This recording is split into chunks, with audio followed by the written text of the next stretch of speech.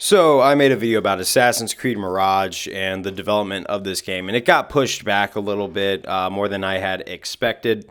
But a while ago, about a year ago, I had made a game speculating over this with some Assassin's Creed Odyssey gameplay sprinkled over it, just to give my thoughts of Assassin's Creed Mirage, how I thought it was going to tie in with the rest of the franchise, and that I think it's actually genuinely going to be a good game.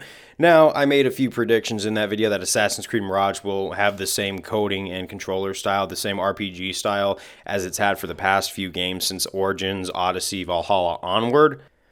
However, I think that it is going to follow some elements of the Assassin's Creed franchise because it is going back to straightforward being a Hidden Ones story where you are playing as the Assassins, aka the Hidden Ones, against the Order of the Ancients / Templar / Cult of Cosmos. Whatever hidden group they have, I think it's most likely going to be Order of the Ancients just because of the place on the timeline it is taking part in. Nonetheless, I really do see it following the Assassin's Creed Valhalla coding, and it's going to mimic a lot of Assassin's Creed Valhalla gameplay, just because I watched the gameplay and they had the eagle where you get to see above, only they added something really cool where archers could actually get rid of that eagle sight.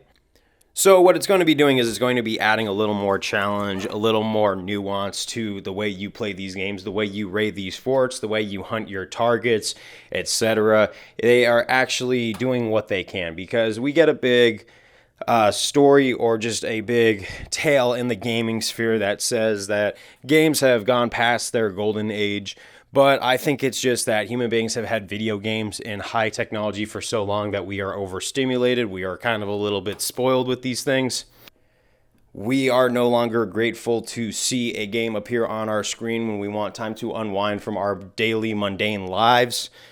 But for a matter of fact, what I have been doing is I have been looking at the timeline that this is taking place in. It's taking place before Valhalla, where you were playing as Basim during the golden age of Islam in Baghdad, Iraq. And we have known this for quite some time, but seeing the actual gameplay and seeing the characters greet each other with Alhamdulillah and all these Muslim greetings, you could tell that they are deeply Muslim in this game. They are religious. They are following the laws of Allah. And they are really dead set on giving us an authentic taste of the Muslim culture. And we're probably going to see some roots how a lot of the laws of Islam have reinforced the laws of the Assassins, aka the Hidden Ones. So I am looking forward to seeing this go down. Now, the thing I like about these Assassin's Creed games, and really what I like, is how they take certain parts of history, parts that I'm either aware of or am not aware of.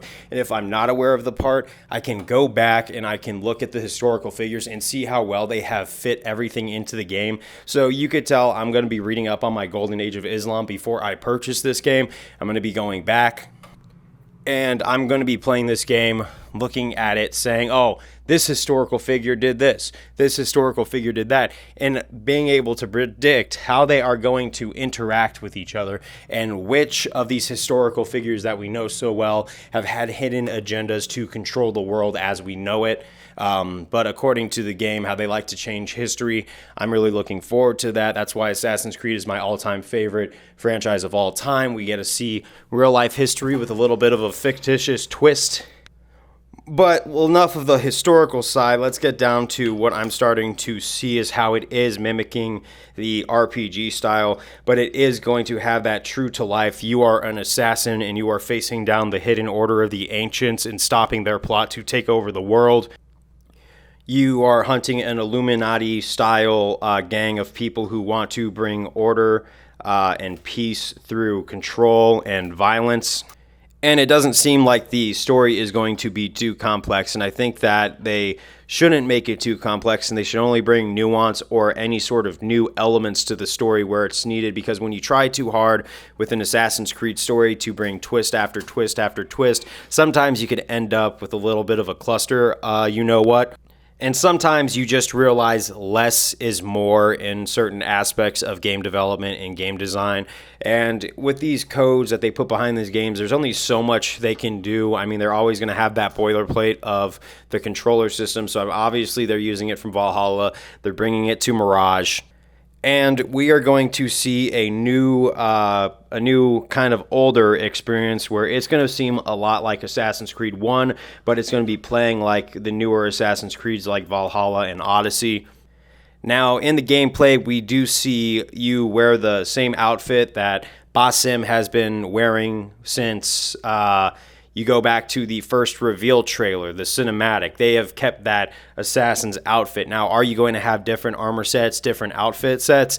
I will say most likely they always do, and it always adds to the game. It can't take away. You could choose your outfit. You could choose to do whatever you want with the character, and that is what I like about the RPG style. Now, I'm not expecting it to be as vast and as diverse as Odyssey's, where you could put on Spartan armor, where you could put on Athenian armor, you could find Minotaur horns and everything. They really went all out with that game. I see it going to be more like a Valhalla style, where you will have different types of outfits that really do follow kind of a similar boilerplate, different designs obviously, but you will find them throughout the map, probably hidden in each region, so they're a little more organized, so you could find each armor set at a time as you go. But I actually have formed habits out of clearing out the map to see what kind of hidden stuff I get, and then going back looking at my inventory like in Assassin's Creed Valhalla and finding stuff like the Thane armor, which I am addicted to. Once I realized that it existed, my playthrough again, I was so dead set on getting that Thane armor. I'm seeing something similar with Assassin's Creed Mirage, where they're going to have armor sets hidden in different regions through different leveling systems.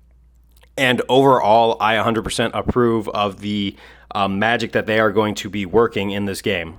So this is going to be a definite buy, just because I know that they are not going to be following like the reveal trailer, but we know the story or how it's going to go. Basim is going to be a petty thief in the golden age of Islam, waiting for direction in his life, and then that's where the assassins are going to find, aka the hidden ones, are going to find potential in him, bring him into their fold, and form him into the life and the person he was always meant to be. I do obviously think that there were elements in these newer trailers of he knows what he is, right?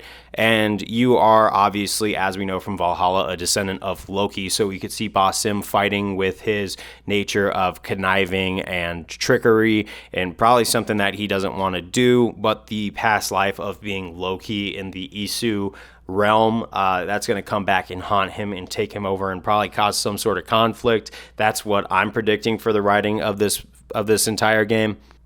But overall, people, I think that this is definitely going to be worth a buy. I'm looking forward to playing through the game.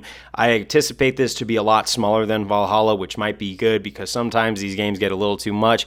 I got done playing not Assassin's Creed, Legend of Zelda Tears of the Kingdom, and that was a long playthrough to the point where when it was done, I was ready to be done with it. It was fun while it lasted, but as I played that final sequence of catching the princess on the way down, I was just ready to hang it up and be done because of all the preparation that game took. So maybe a smaller game on a smaller scale, but yet tells a good story, because just because you make a game long doesn't mean it's going to be good. Sometimes that could take away from, especially this generation's attention span.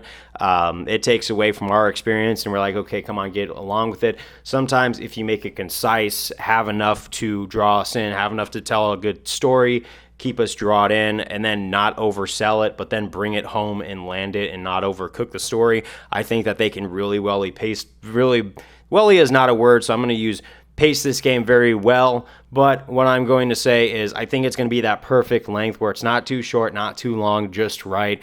I'm looking forward to, after what I'm seeing playing this game, I don't think this game's going to disappoint. A 9 out of 10, I believe. This is definitely going to be worth, you got to do a hard buy. I know video games are going up to nearly $70 a pop, but I think that this game is going to be worth the $70. I'm looking forward to this. Leave your comments, leave your likes, leave your subscribes, please. I would love to grow this. I am so happy that they finally came out with a ton of trailers after months of waiting after my first video about Assassin's Creed Mirage. I am just salivating at all the things I am seeing. I saw the gameplay, and I cannot tell you how much I am looking forward to this. Alhamdulillah, peace be upon Muhammad. I will see you guys later. Goodbye.